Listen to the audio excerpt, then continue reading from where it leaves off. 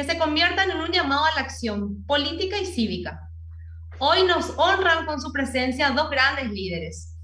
Por una parte, don Miguel Ángel Rodríguez, expresidente de Costa Rica y exsecretario general de la OEA. Y también Sebastián Villarejo, diputado nacional de Paraguay y actual presidente del Partido Patria Querida.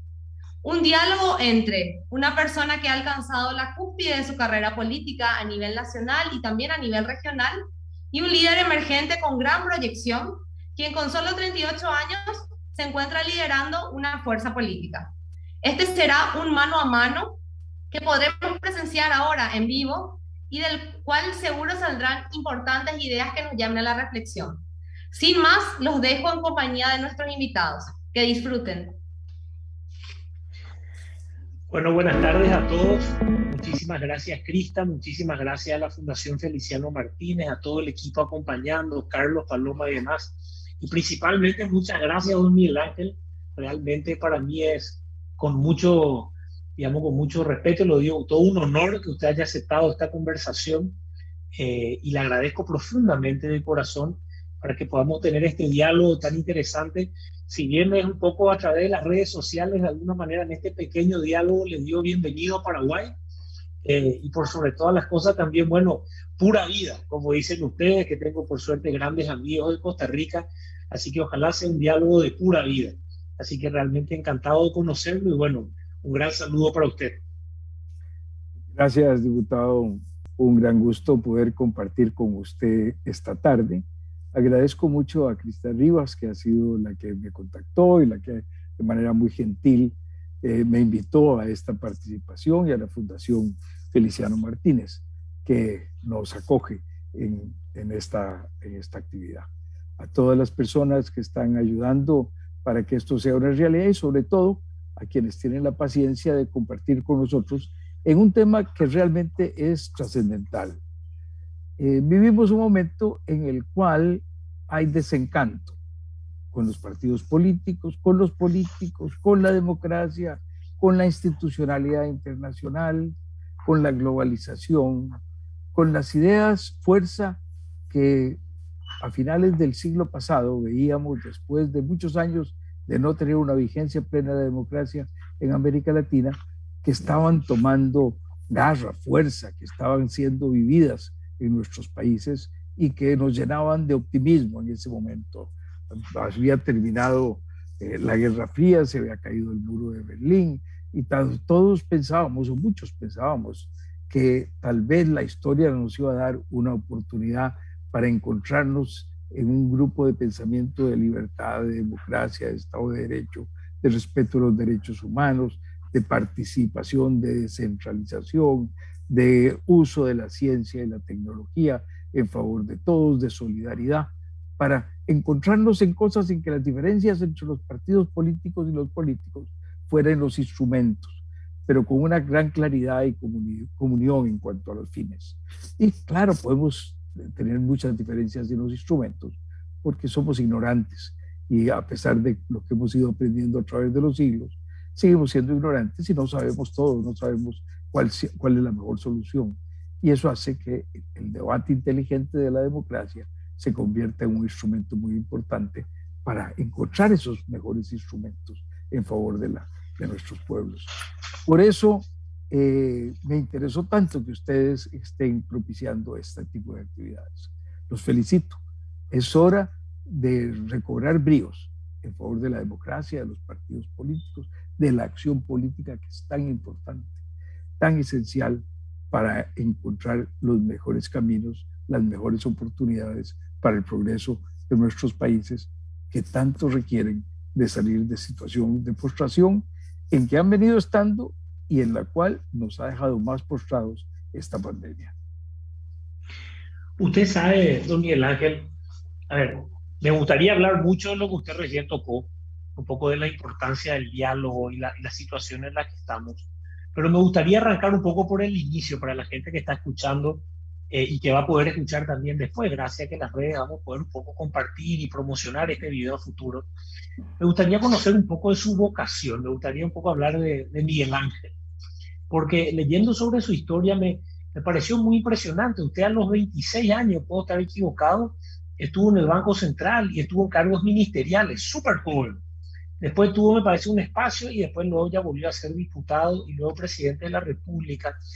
Entonces me gustaría saber, en ese momento, cuando con 26, 27 años, con un mensaje a la juventud que estaba en nuestro país, que es un país muy joven, ¿de dónde salió esa vocación de entrar al servicio público? Usted incluso en épocas de colegio, de facultad, estuvo involucrado en algunas organizaciones o en la iglesia, y un poco esa decisión de tan joven entrar, ¿verdad? Que yo creo que es muy meritoria y por sobre todo un gran impulso para las nuevas generaciones de animarnos, de involucrarnos, de entrar a la cancha. ¿Cómo fue ese proceso suyo y su vocación hacia el servicio público? Bueno, yo creo que cada uno tenemos distintas vocaciones, distintos llamados, distintos carismas, como dice San Pablo. Y dentro de eso, la oportunidad que uno tiene, a todos se nos abren oportunidades, pero hay que querer aprovecharlas, querer agarrarlas. Tuve ocasiones favorables que había que aprovechar. Mi hermano estaba casado con una sobrina de un candidato presidencial cuando yo ya quería ser candidato presidencial cuando yo tenía 16 años. Yo tenía vocación por las cosas públicas, por la acción política. Me había entrenado en la acción católica, en impartir clases de catecismo en distintas comunidades a donde desde el colegio íbamos a compartir este tipo de actividades. Me había entrenado en editar un periódico muy joven. Y entonces empecé desde muy temprano con una idea de que tenía una vocación de servicio, y sentí que para eso había que prepararse. Y me traté de preparar tanto con la acción política temprana. Hice mi primer discurso de plaza pública, llamamos aquí a las reuniones públicas, en lugares abiertos para compartir con ciudadanos, a los 16 años. Y luego, pues ya me concentré en la educación, me fui y saqué en Costa Rica economía, que era lo que me parecía que me permitía conocer un poco los instrumentos para sacar a la gente de la pobreza, y derecho, que me parecía que era lo que permitía organizar el manejo del Estado y formular las políticas. Luego me fui a sacar un doctorado a la Universidad de California, Berkeley, ya casado, ya nació mi primer hijo, muy huilas, mi mujer y yo, muy chiquillos, nos fuimos a esa vida, a esa aventura maravillosa de convivir juntos, solos, separados, en medio de limitaciones, pero con la gran maravilla de la unión familiar. Y cuando estaba terminando mi doctorado, me llamaron de Costa Rica, que el decano de la Facultad de Ciencias y Letras, de que yo había estado al principio de mis estudios universitarios, y mis profesores de economía habían llegado al gobierno y me invitaban a participar con ellos, de manera que pude un año antes terminar mi disertación, mi tesis. Me aceptaron hacerlo más rápido los profesores para incorporarme en el gobierno temprano, y sí, iba a cumplir, tenía 26 años todavía cuando empecé a poder asistir a los consejos de gobierno y empecé a ser miembro director del Banco Central para llevar un poco las políticas del gobierno a esa directiva del Banco Central en ese momento. Luego pude ser ministro un par de años después, y después terminé mi tarea de gobierno y me incorporé a la vida empresarial por varias décadas, pero siempre participando en las campañas políticas, apoyando a mi partido, trabajando en programas de gobierno, buscando cómo seguir estudiando los temas nacionales, y también siempre manteniendo una cátedra en la universidad que me permitiera seguir estudiando y profundizando en los temas, cómo se iba desarrollando la economía en el mundo y cómo se iban generando nuevos pensamientos. Entonces, cuando yo veo gente que me pide consejo de participar en política, siempre le doy 3 consejos. Digo, el primer consejo que yo le doy es: asegúrese que su participación política no la haga sacrificando a su familia. La familia es demasiado importante y me duele mucho ver a mucha gente que se mete en política y lo absorbe de tal manera que acaban perdiendo su vida de familia. Y eso es algo que no debe darse. Lo segundo que les digo: asegúrese de que usted haya tenido algún nivel de éxito económico, algún nivel de ingresos que le permita no depender enteramente de la política y poder decir no y separarse de lo que no le parezca, para que usted pueda mantenerse con independencia y asegúrese que lo poquito que tenga no lo pierda en la acción política, porque es facilísimo quedar endeudadísimo y enredarse para el resto de su vida. Y tercero, lo más importante, asegúrese que usted está para algo, no por algo, sino para algo en política.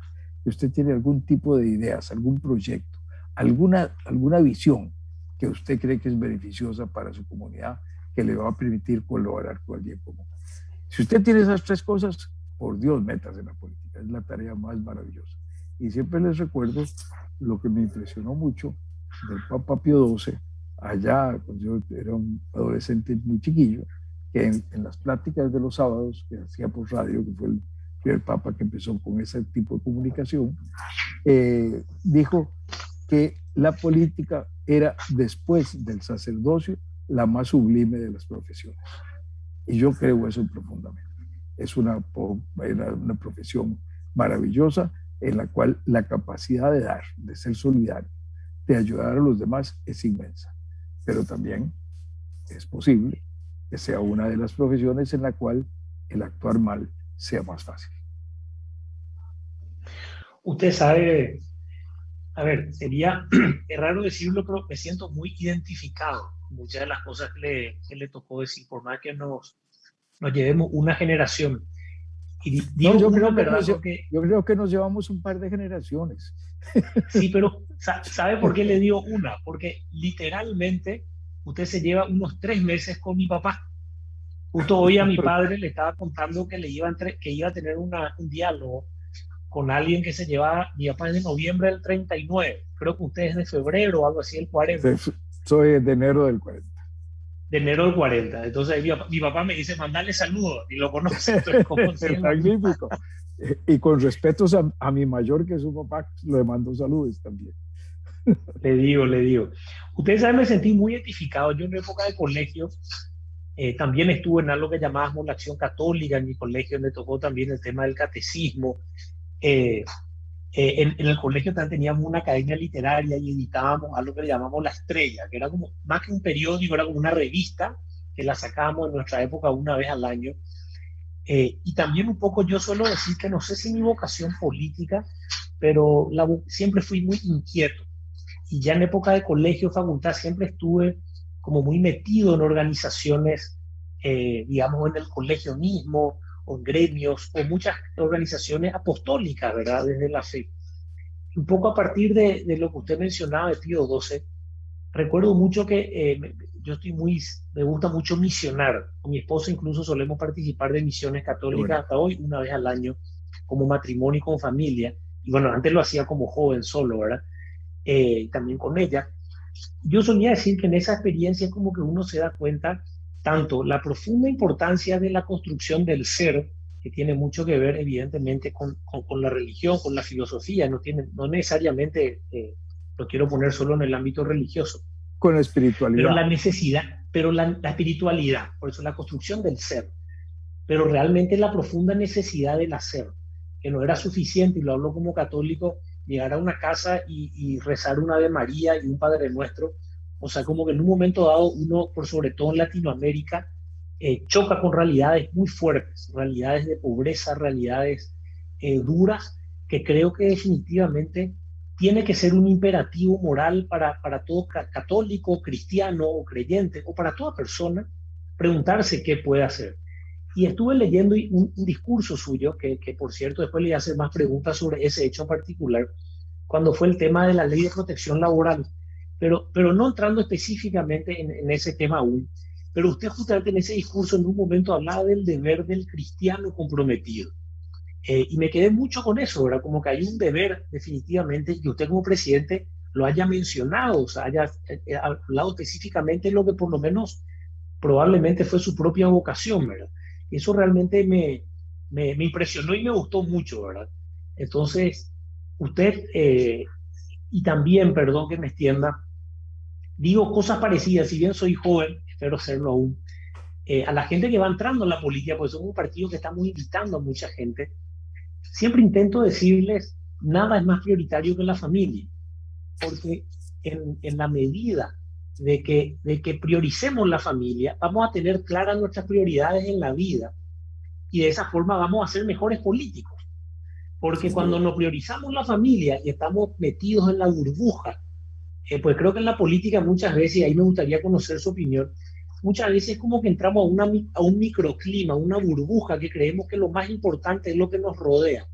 Y eso en realidad nos termina desordenando y al desordenarnos perdemos la calidad de nuestra gestión, creyendo que nos dedicamos por entero, impresiones que a veces uno pierde. Entonces, no sé cómo usted ve eso y me gustaría también decirle a la gente que nos escucha, que nos puede dejar comentarios, decirnos de dónde son, si hay gente que está escuchando, entonces podamos compartir. ¿Cómo usted ve eso un poco en su experiencia? Si tiene incluso alguna anécdota que contar.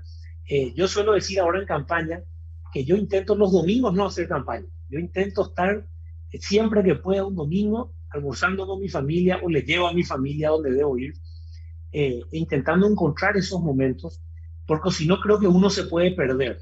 Y si uno se pierde, yo creo que los valores se pueden perder. ¿Qué anécdota o cómo usted vivió las campañas políticas? Porque usted tuvo varias campañas. Y la campaña, no sé, no me tocó, ojalá me toque ser presidente de la República, pero las campañas son desgastantes. No sé si cómo la gestiono igual. Entonces, ¿cómo usted fue viviendo eso, el manejar las prioridades de la vida, pero en la gestión, en las campañas y mantener eso a lo largo del tiempo? Usted tiene razón, diputado. Las campañas y la política en sí es desgastante. Yo diría otra palabra, es absorbente. El tema se vuelve tan apasionante, lo apasiona a uno de tal manera. Cuando uno tiene una vocación, uno quiere llegar a algún puesto para lograr algunas obras que quiere realizar, o cuando uno está en un puesto y quiere trabajar para que esas acciones que uno quiere que se ejecuten se hagan realidad.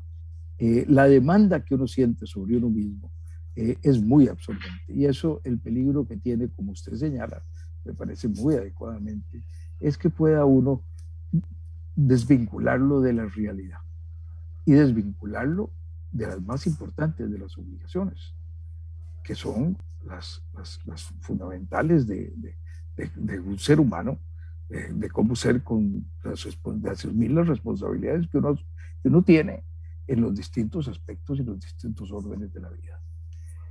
Yo creo que en ese sentido es muy importante siempre tener presente que por apasionados que estemos con una idea, por convencidos que estemos de un marco conceptual dentro del cual concebimos que debe llevarse a cabo la acción pública y que debemos entonces promover, por más que estemos totalmente claros de que eso es lo mejor para nuestra sociedad, debemos siempre dejar que haya un gusanito de duda en nosotros. ¿Estaré equivocado? ¿Estaré yo mal y los adversarios serán los que tienen la razón? Yo siempre recuerdo que tenemos 2 oídos y una sola boca, pero usamos más la sola boca que los 2 oídos. Y en lugar de oír mucho, queremos hablar, incluso gritar mucho y levantar la voz para que se nos oiga más. Y realmente el diálogo depende más de oír que de hablar. Y la mayor enseñanza que yo le puedo dar a los que nos estén oyendo sobre este tema no es mía, es de mi mujer.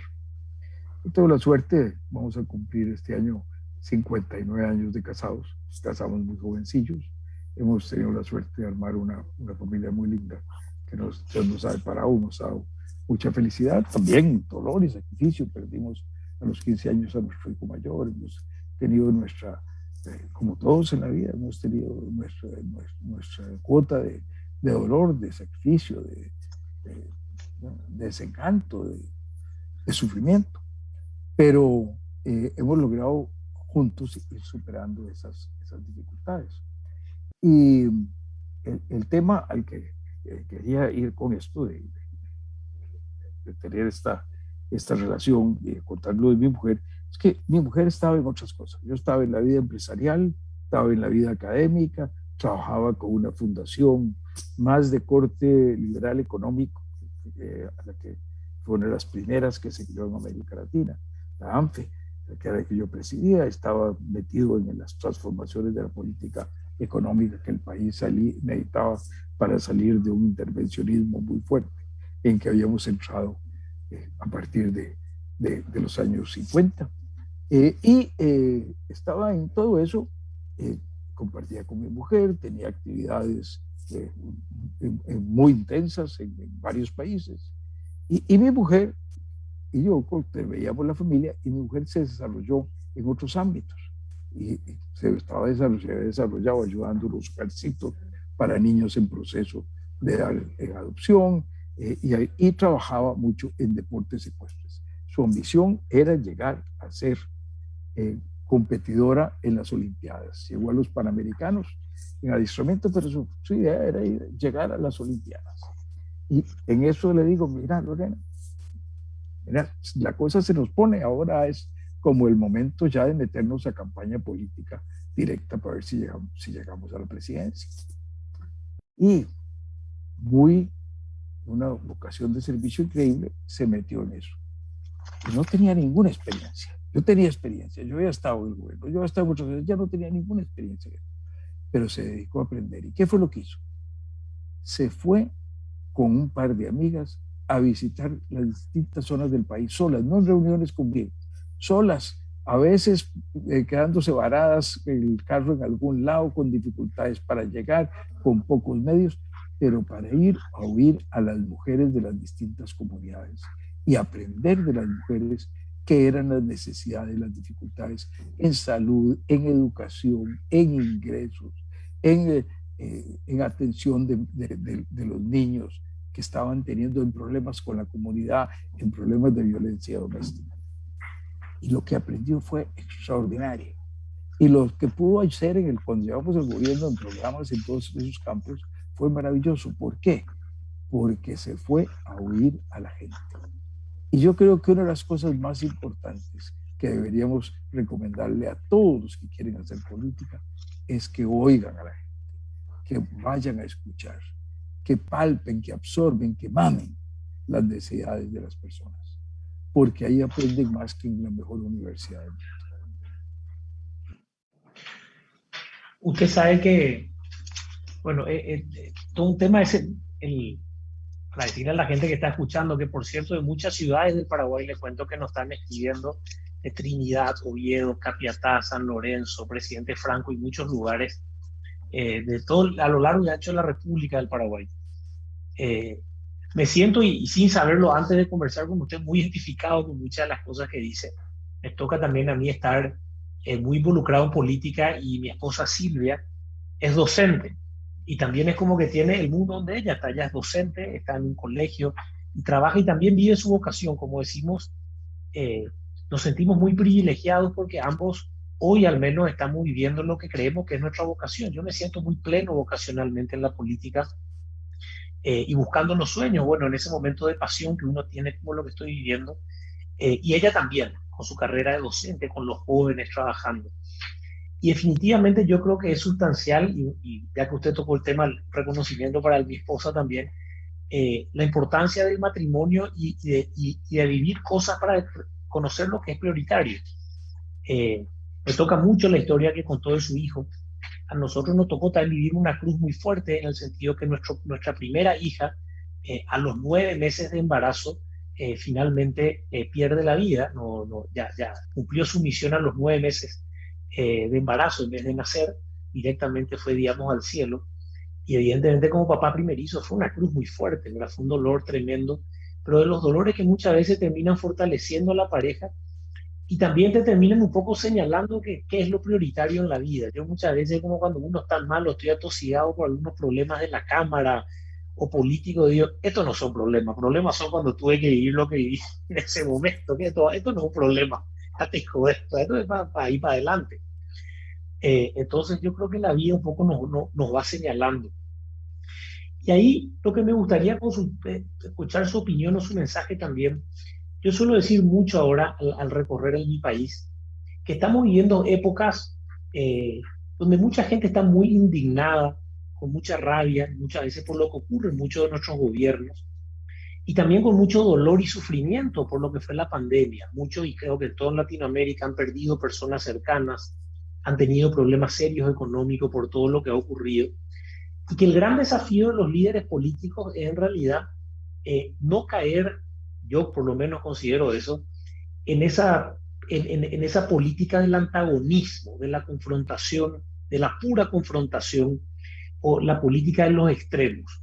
Yo creo que es el momento realmente de intentar nacer realmente una vocación de traer la esperanza y de demostrar que evidentemente hay que enfrentar los problemas y hay que enfrentarlos confrontando, radical, fuerte, con convicción, pero construyendo a partir del diálogo, por lo menos un poco la impresión que tengo, que esa es la forma de salir de, entre comillas, la guerra que estamos viviendo, porque es como vivimos una guerra, es lo que se toma, digamos, esta situación que estamos viviendo como algo tan fuerte. ¿Usted cómo ve hoy, incluso le dio tanto su opinión personal sobre cómo cree que hay que encaminar justamente estos procesos en un país? ¿Cómo cree usted que realmente es el camino de la política hoy que vivimos geopolíticamente en el discurso de los extremos, ¿verdad? Tanto en el norte, bueno, antes era lo que teníamos con Trump, con Bolsonaro, pero y por sobre todo también en la izquierda, como que se quieren chocar los extremos.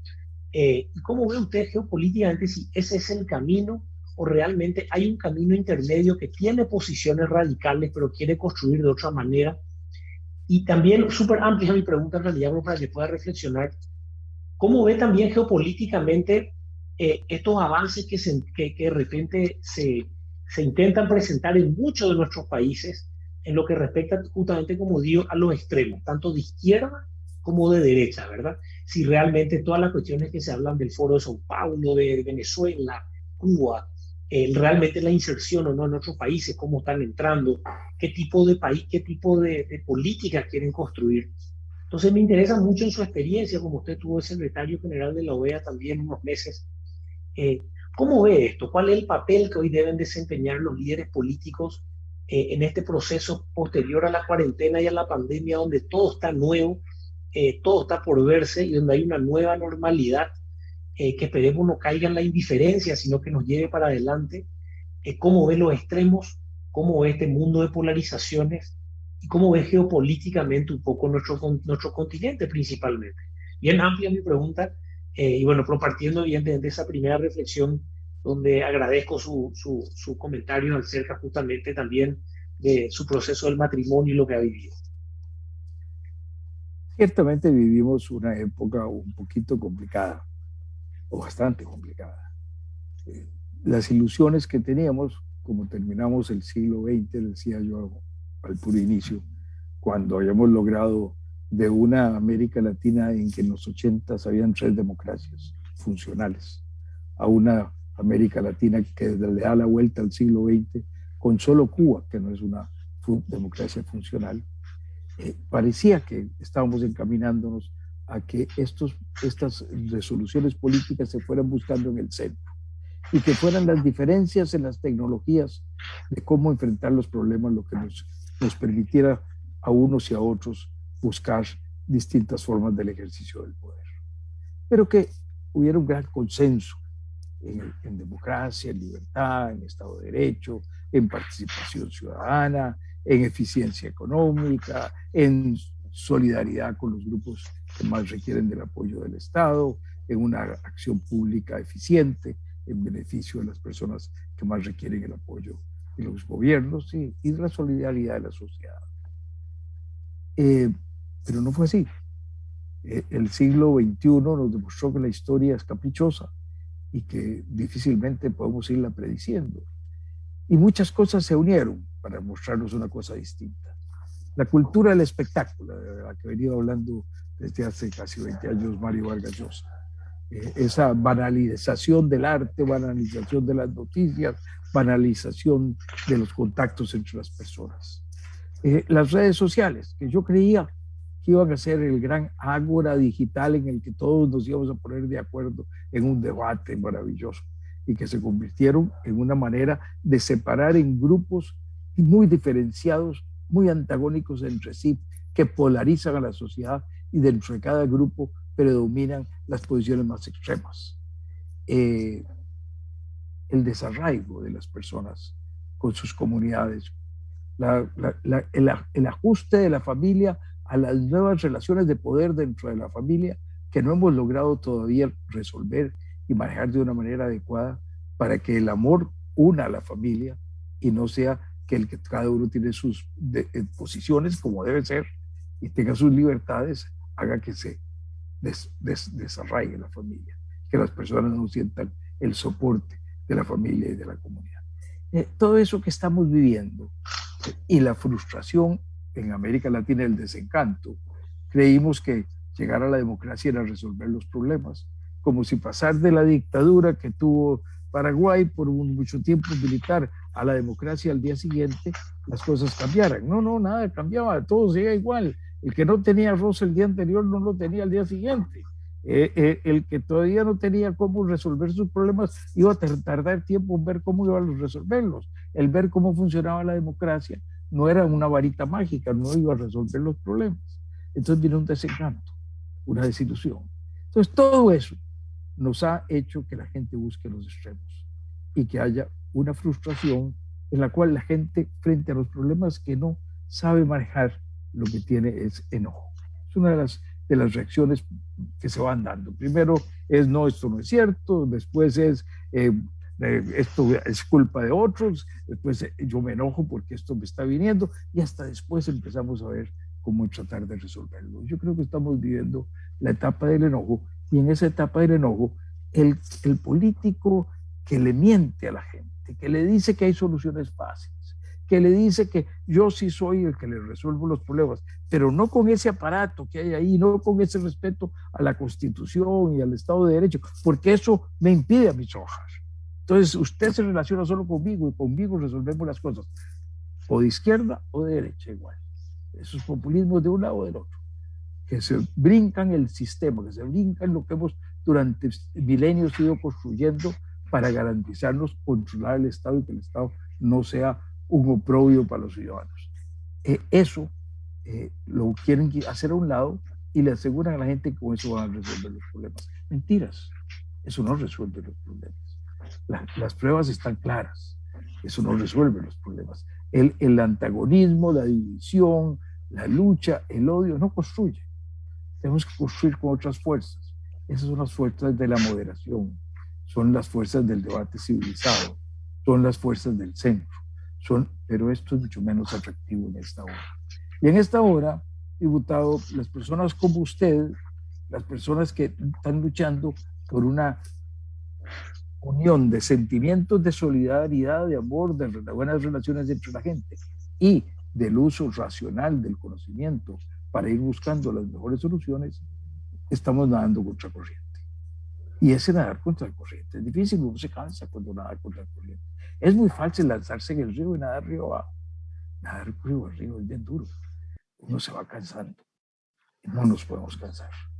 Porque la solución está ahí, en ese centro, en esa posibilidad de los moderados, de quienes logramos equilibrios, de quienes entendemos que sí, que tenemos que ser solidarios con los que menos tienen, pero que tenemos que hacerlo siendo al mismo tiempo que haya una economía eficiente que nos permita producir más para tener más con que permitir que la gente participe en satisfacer sus necesidades. Que sí, que tenemos que escuchar las voces de los ciudadanos, pero que tienen que ser ordenadamente a través del sistema de representación, del sistema del Estado de Derecho, de la institucionalidad republicana. Que sí, que tenemos que enfrentar adecuadamente el cambio climático, el calentamiento global, pero que tenemos que hacerlo de una manera que al mismo tiempo generemos las oportunidades de trabajo que las personas y las familias necesitan para salir adelante. Los equilibrios. Y esa búsqueda de los equilibrios es mucho más difícil de convertir en un lenguaje político que atraiga a la gente de una manera sencilla en frases de 5 segundos. Ese es el gran reto que tenemos en América Latina. Y ese es el gran reto que requiere a los líderes como usted, diputado, que requiere a los líderes jóvenes que no se dejan engatusar ni por los Trumps ni por los Castro de Cuba. Sabe y entiende que se necesita encontrar soluciones adecuadas que utilicen lo que hemos ido construyendo durante siglos y siglos para lograr tener instituciones del Estado de Derecho que trabajan para permitir que las libertades puedan convivir con la solidaridad, que la eficiencia pueda convivir con la justicia social. Una enorme reflexión, Miguel Ángel, le agradezco mucho. Estuvimos viendo acá, nos está saludando gente, lo menciono porque son de muchos distritos del Paraguay, realmente de todos lados, está San Pedro, Orqueta, Piquetepué, para contarle a ustedes realmente de casi todos los lugares del Paraguay nos están llegando algún mensaje. Y también varias preguntas, menciono dos, por lo menos entre todas las que llegaron para algún mensaje suyo. La primera va de la mano justamente a la reflexión que ya acaba de hacer, que es cómo nos escuchamos y que nos escuche el mundo cuando hay tantas emociones gritando tan fuerte justamente en este mundo de extremos, ¿verdad? O sea, cómo lograr esa radicalidad, pero una radicalidad que sea escuchada, pero con la visión de que no es un enfrentamiento, ¿verdad? O sea, que es un enfrentamiento a los problemas, pero no a las personas. Yo suelo decir mucho, Paraguay es muy bipartidista, nosotros somos de otro espacio, que nuestros enemigos no son los partidos tradicionales, que en este caso son colorados y liberales, tampoco la izquierda o la derecha. Nuestros enemigos son los problemas y ver cómo meter eficiencia y honestidad en una gestión de gobierno y poder escucharnos, ¿verdad? Y hay una pregunta mía también súper concreta, si bien no conozco mucho, entonces usted me podrá decir si no es tan así, pero pues estuve leyendo y como leí me quedé con un discurso suyo cuando usted hablaba de la ley de protección laboral. Pero lo que me interesó del discurso, no es que quiero hablar de la ley, no se preocupe, es que usted en el discurso hablaba mucho de la unidad nacional, del proceso de concertación, de un debate, de un diálogo que hubo, y mencionaba a todos los actores. O sea, yo leía y usted le agradeció a la iglesia, a empresarios, a los partidos políticos, y me gustaría saber, porque quizá con el tiempo usted me sabrá decir si es un ejemplo correcto el mío, ya que no estoy ahí, pero me gustaría como en un ejemplo concreto cómo usted lideró o generó ese diálogo, porque el gran tema pues es cómo bajar a tierra, no quedarnos en el discurso, sino cómo realmente nos ponemos un objetivo, nos sentamos entre todos y decimos, está primero nuestro país, están primero estas situaciones, y uno encamina. ¿Qué digamos, usted vivió en ese proceso y cuáles cree usted que fueron cosas positivas que nos pudiera recomendar si alguna vez iniciamos un proceso para tantos problemas que debemos solucionar? Le cuento que cuando empezamos en ese proceso, las condiciones del país eran muy distintas de las de ahora. Teníamos un sistema bipartidista y yo era de uno de los dos partidos. Tenemos un partido de centro-derecha, un partido de centro-izquierda, el partido nuestro, que es el Partido Social Cristiano, y el Partido de Liberación Nacional, un partido socialdemócrata. Muy parecido al esquema alemán de la mayor parte de los años posteriores a la Segunda Guerra Mundial. En ese momento la gente no estaba muy pensando en que se necesitara un diálogo más allá del diálogo en el Congreso, en la Asamblea Legislativa, entre los representantes de los dos partidos políticos, para ponerse de acuerdo en las medidas que se le iban a permitir a los ejecutivos ir llevando adelante. Pero ya empezábamos a vivir una situación en la cual había un sentimiento contrario al bipartidismo, que empezaba a generarse. En la elección que yo fui electo había aumentado el porcentaje de gente que no votó. Y eso me había llamado mucho la atención. Era una campanada de alerta. Todavía los dos partidos mayoritarios teníamos para la elección presidencial el 95-97% de los votos. Y teníamos todos menos 3 o 4 diputados.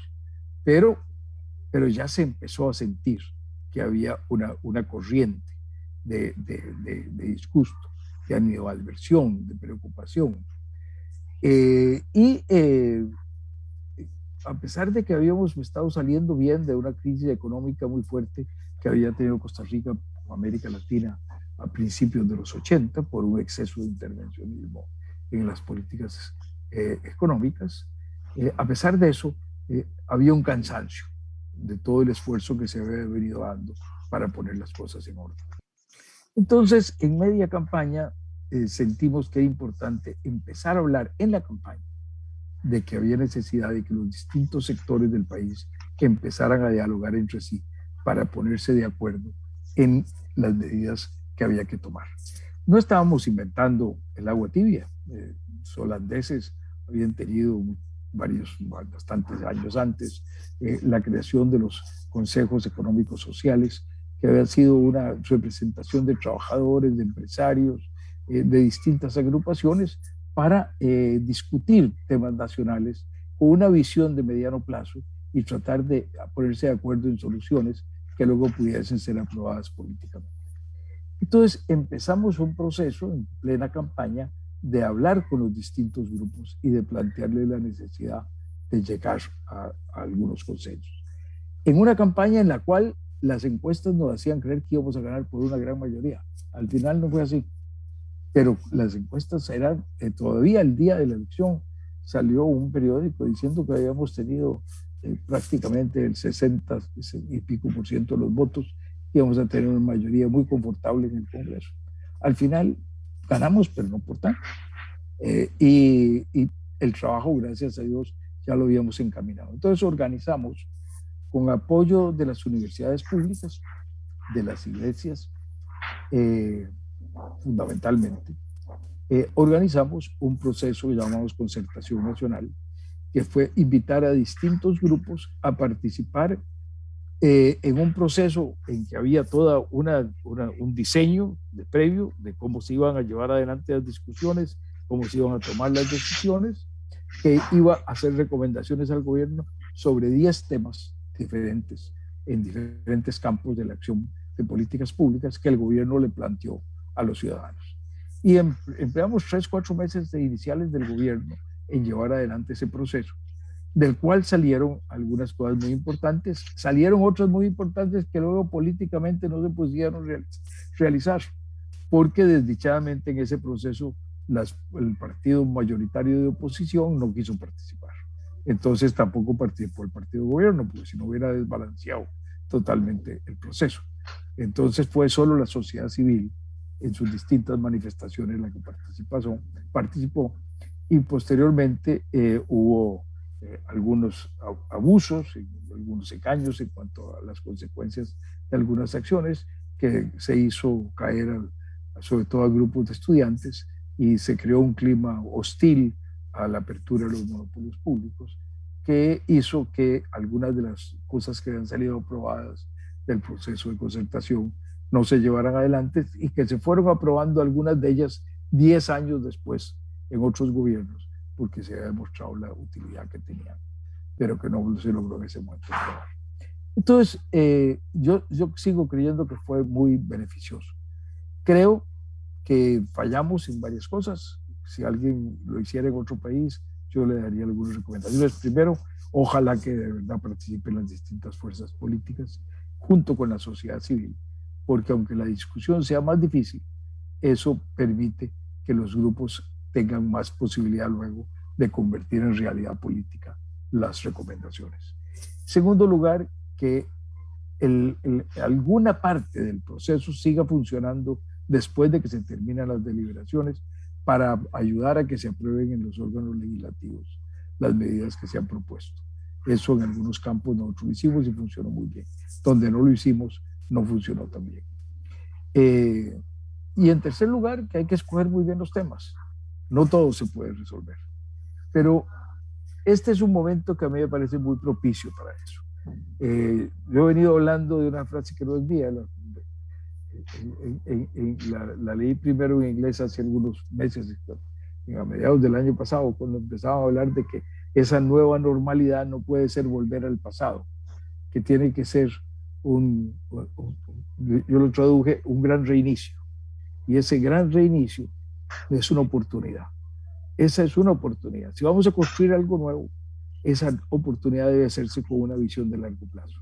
Porque los problemas que nosotros tenemos ahora por la pandemia no son nuevos, son los problemas que teníamos antes agravados por la pandemia.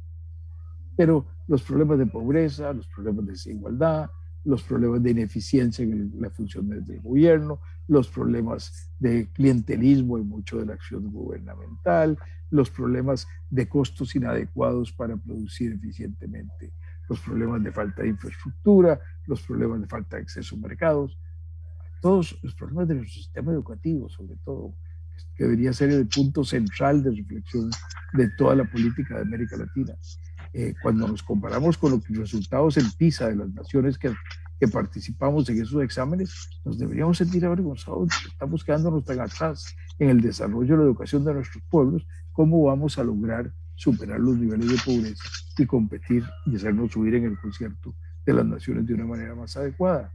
Entonces, yo sí creo que este es un momento para que en cada sociedad se determinen los temas que los ciudadanos logremos convencernos que son centrales de futuro y que apliquemos lo que yo he llamado la solución costarricense, que supongo que es una manera un poco nacionalista de llamar el tema, que es las ventajas que en el caso de nuestro país tuvimos en el siglo XIX de haber sido capaces de en algunos campos de la acción pública prever los problemas que vamos a tener más adelante y unir esfuerzos para desde antes de que esos problemas se presentaran empezar a trabajar en cómo solucionarlos. Eso nos permitió a los costarricenses pasar de ser la parte más pobre de Centroamérica a la hora de la independencia en 1821 a ser, al cambio de siglo, al cambio del siglo XIX a la entrada del siglo XX, tener niveles de educación y de salud similares a los de Argentina, que era un país desarrollado en ese momento en el mundo. Y nosotros en esos campos, claro, niveles muy atrasados comparados con los de ahora, pero para los niveles del mundo de ese momento, teníamos niveles, habíamos hecho un progreso extraordinario durante ese siglo XIX. Entonces, yo creo que ahí está, y eso es lo que es el centro, eso es lo que es la moderación política, eso es lo que es saber oír a los adversarios, eso es lo que es saber debatir inteligentemente, eso es lo que es saber dialogar, eso es lo de no creer los dueños de toda la verdad, sino necesitados de aprender de los otros. Miguel Ángel, acá, bueno, a ver, tenemos varios mensajes de Costa Rica. Jorge Díaz Salazar diciendo: don Miguel Ángel ha sido siempre un referente en la política costarricense, un verdadero estadista, conocedor de la realidad latinoamericana. Varios saludos también acá de personas nuestras, Javier Ruiz Díaz, Patricia Dos Santos, Héctor Brito, que están mandando saludos. Tengo una pregunta de una candidata, nuestra concejal. ¿Qué mensaje usted tiene de alguna manera para las mujeres que se involucran en política? O sea, en el sentido del aporte de la mujer en política, y qué recomendación tiene para las mujeres que se involucran a partir un poco de toda su experiencia. Debo empezar por decir que yo quiero mucho a Paraguay, he tenido la suerte de estar en Paraguay en algunas ocasiones. Conocí Paraguay cuando yo estaba en mi vida empresarial y lo conocí cuando yo importaba carne cocida enlatada para Miami, donde tenemos una oficina, porque empezamos a trabajar en carnes de vacunos de Centroamérica para estar para allá, pero al final acabamos también trabajando entre carnes de Paraguay, de Argentina, de Uruguay, de Brasil. Así es que tengo aprecio y me encantan los paraguayos. Me encantan las camisas, esas lindísimas paraguayas que todavía sigo usándolas. Cuando como presidente, cuando otros iban de guayabera, yo iba con mi camisa paraguaya. Entonces, realmente tengo mucho cariño, pero no conozco la situación política de Paraguay en el tema de cómo está la situación de las mujeres. Le cuento lo que nosotros hicimos en Costa Rica, lo que hemos venido haciendo en los últimos 30 años. Contra el criterio de muchos, en mi partido empezamos y fuimos los primeros a imponer cuotas mínimas de participación de mujeres, obligándonos a que en todas las papeletas hubiera un 40% al tiempo como mínimo de presencia de mujeres, tanto en los órganos del partido como en las presentaciones que hacíamos para elecciones por parte del partido. Y eso nos cambió y ya a finales de los años 90, a principios de este siglo XXI, estábamos al nivel prácticamente de los países escandinavos en participación de la mujer en el porcentaje en los órganos legislativos. Pero claro que eso es solo un empujón para tratar de romper la inercia contra las mujeres que el machismo ha venido estableciendo en el mundo, donde el hombre se va de la casa para ir a la reunión política, pero la mujer tiene que quedarse siempre en la casa, cuidando a los chiquitos, haciendo la comida, atendiendo el hogar, y no tiene la oportunidad de la participación. De manera que había que romper esa situación de desigualdad tan grande que se daba, y para eso las cuotas, las acciones afirmativas, yo creo que son muy importantes. El segundo tema es la educación de la mujer y de los hombres para la participación de la mujer. Porque así como hay que darle instrumentos a la mujer para facilitar su manera de participar en la acción política partidaria, hay que darle educación a los hombres para que no obstruyan, más bien favorezcan esa participación, y para que los votantes se dan cuenta de los cambios que se introducen en la forma de la acción política cuando la madurez, la tranquilidad, la menor agresividad generalizada en muchos campos de la mujer hacen que se lleve a la política, y que esto viene a civilizar la acción política, viene a hacerla más decente, más tranquila, con mayores posibilidades de ser creativa. De manera que yo tengo una idea muy alta estima lo que resulta en política de la participación de la mujer. Y creo que es una ganancia muy grande. Claro que la participación de la mujer debe ir mucho más allá que eso. La participación de la mujer es muy importante, que en el campo laboral tengan las mismas oportunidades salariales que los hombres. Es una enorme injusticia que por el mismo trabajo las mujeres ganen menos que los hombres. Es una gran injusticia que en muchos de los sistemas educativos no tengan las mismas oportunidades de participación en formarse y educarse que los hombres. Es una gran injusticia que haya actitudes culturales que le limitan espacios a la mujer. Y es muy importante ayudar a lograr que se rompan las ideas equivocadas, preconcebidas, que han limitado tanto en América Latina la participación de las mujeres en los campos de matemáticas, tecnología, ingenierías, que son fundamentales, y en los cuales sus aportes son tan valiosos y en los cuales tanto necesitamos nuestros países para de verdad cambiar la capacidad del capital humano en cuanto a poder ser mucho más eficientes y colaborar de mucho mejor manera para vencer los problemas de pobreza y de desigualdad. Muy bien. Para ir un poco cerrando en respecto al tiempo generoso que usted nos brindó, una pregunta en realidad más de Paraguay, entonces me tomo el atrevimiento de hacer una reflexión, y ahí le paso cuando un amigo Abundio nos pregunta para los paraguayos por qué en 30 años de supuesta democracia no hay grandes cambios. Y ahí lo que yo suelo decir, que en realidad hay muchísimos cambios, que si uno en realidad analiza, y hablo de Paraguay, los números de Paraguay, tanto en educación, salud, en todo sentido, hubo muchísimos cambios y la democracia nos hizo mejorar radicalmente. Lo que pasa con la democracia, di una pequeña reflexión que suelo hacer, es que en la dictadura hay una persona que tiene una linterna y te alumbra solamente el pedacito que vos quieres que veas. Y solo eso podés ver. Entonces te la crees que está lindo ahí y lo otro es oscuro. La democracia es como cuando vos abrís un poquitito la ventana. Aunque abra un poco, alumbra toda la pieza. Mientras más democracia, más luz. Y el problema cuando hay más luz, la situación que se genera es que ves la suciedad. Si tenés luz, te das cuenta que te pasaste escondiendo cosas debajo de la cama. Si ves luz, te das cuenta que en realidad tu ropero está desordenado. Vos tiraste nomás y te confundiste dónde meter las cosas. Entonces se le tiene ese temor muchas veces a la democracia. Yo intento siempre ratificar que hasta la peor democracia es mejor que cualquier tipo de dictadura. La democracia tiene que ser algo que debemos defender sostenidamente, porque nos permite ver el problema, y al ver el problema vamos a poder tener la capacidad de solucionarlo. Yo quiero creer que esta pandemia y cuarentena, cuando usted habla de ese nuevo reinicio, yo intento transmitir mucho que siempre solemos decir los políticos que si no nos metemos en política, la política se mete con nosotros. Es como una frase un poco muy repetida de todos. Pues yo creo que más que nunca eso se demostró en la cuarentena y la pandemia.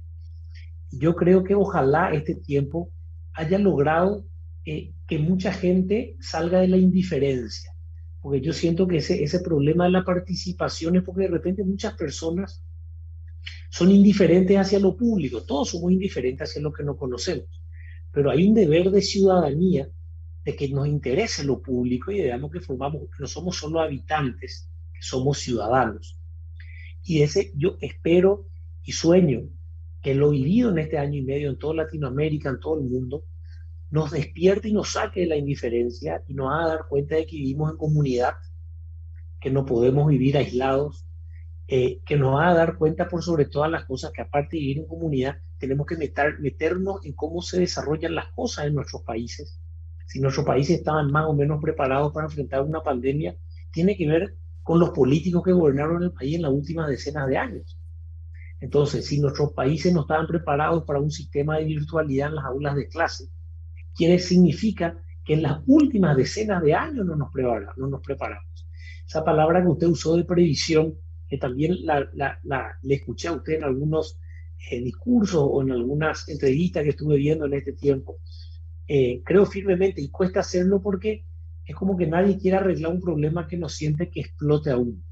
Es como que creemos que lo urgente reemplaza lo necesario o lo importante, y eso no podemos olvidar. Entonces yo, como para cerrar y dejarle a usted lógicamente la reflexión final, don Miguel Ángel, agradecerle profundamente este diálogo como un joven que está lógicamente profundamente interesado, no en transformar las cosas en el Paraguay solo, sino justamente en la construcción de un equipo, en la construcción de equipos, y por sobre todo también motivando a que la gente entre en política. Yo cuando voy por el interior le digo a los jóvenes con quienes me reúno que se metan donde quieran, no que vengan a ayudarme a mí y a mi partido, a nuestro partido, que se metan en cualquier partido político, que se metan en cualquier movimiento, pero que si tienen ganas de involucrarse, que realmente entren porque se necesita gente apasionada, con vocación y que prefiera el interés general sobre el interés particular, y de esa forma ir construyendo países más justos, países más equitativos y países que se permitan desarrollar de tal manera íntegramente y de tal manera que los ciudadanos mejoren su calidad de vida. Así que nuevamente le agradezco profundamente y me gustaría simplemente pedirle un mensaje final para el pueblo paraguayo, para los jóvenes y las nuevas generaciones que están de alguna manera entrando a partir de toda esa enorme experiencia que usted tiene, que no puedo dejar de decir que para mí es muy valiosa, porque incluso en un momento muy duro para usted, voluntariamente decidió enfrentar los momentos duros también en la política que le ha tocado vivir, y ese tipo de coraje de enfrentar los problemas, de enfrentar los momentos duros, yo creo que son las cosas a las cuales uno tiene que transmitir, son las cosas que las cuales uno deja. Yo solía decir que yo en el 2015, de solo 6 años, me decidí a candidatarme a concejal, primero hice diputado. Me motivaron 2 cosas. La primera, la inmensa oportunidad de transmitir un mensaje. Cuando uno está en una campaña o tiene un alto cargo que debe honrar el voto de la gente, pero tiene la oportunidad de transmitir un mensaje. Hoy estoy pudiendo hablar con usted, un expresidente de la República de Costa Rica y secretario general, y poder transmitir un mensaje, algo tan grande que debemos aprovechar. Y lo segundo, que recuerdo que estaba en un retiro con mi esposa y un sacerdote nos pregunta: ¿qué historia de vida le querés contar a tus hijos? Y en ese momento, antes de decidirme, me apasionaba mucho más la historia de que a los 33 años me animé, me hice loco, me metí y me jugué. Y bueno, y que me lleve donde me lleve esta historia, sin que sean malas otras historias. Pero creo que hoy todos nosotros estamos construyendo la historia que finalmente le contamos a nuestros hijos, le vamos a contar a nuestros nietos, y estamos construyendo el legado que finalmente dejamos en esa prioridad que habíamos dicho, que es la familia.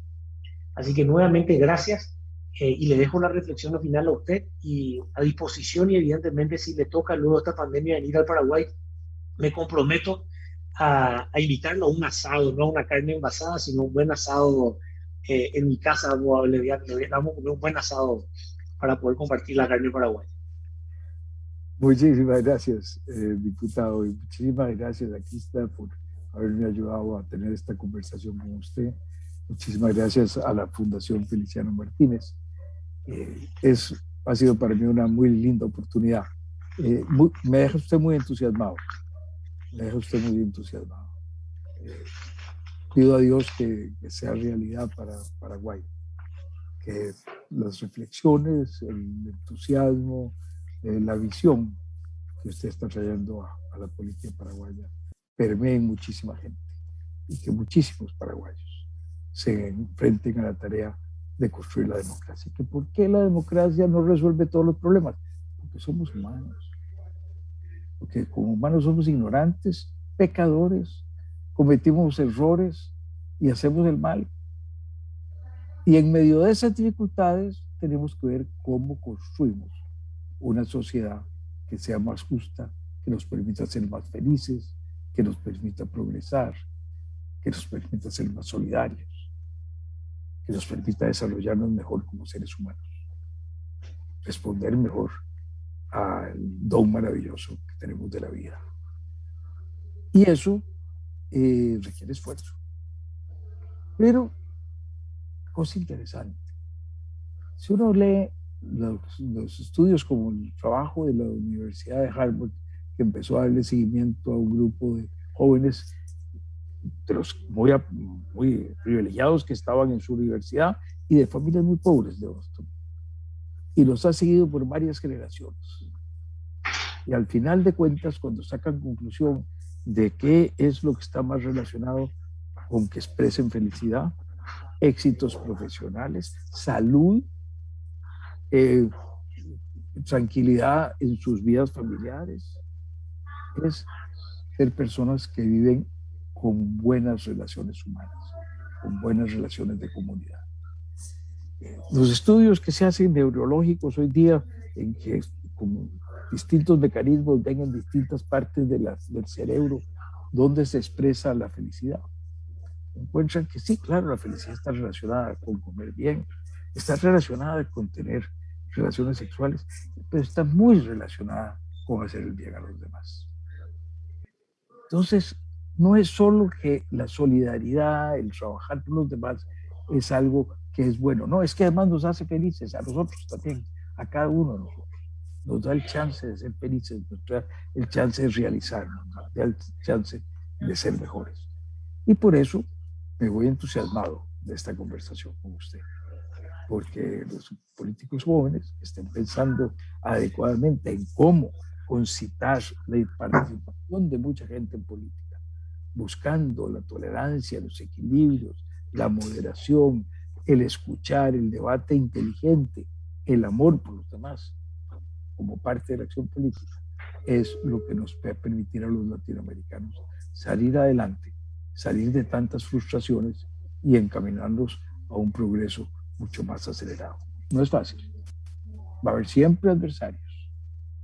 Nosotros mismos vamos a ser adversarios en algunos momentos, porque la búsqueda de nuestros intereses particulares nos lleva en algunos momentos a no darnos cuenta que lo que estamos buscando no es lo mejor. Y para eso es la democracia, para que cuando estemos equivocados sean otros los que triunfen y otros los que impongan sus maneras de ver las cosas.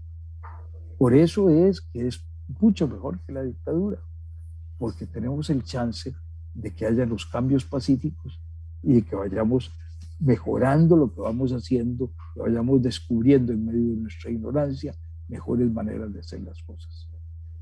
Claro que se progresa en democracia, pero no es la pomada canalla, como decimos en Costa Rica. No es algo que nos ponemos una frotadita y se quitan todos los males, no.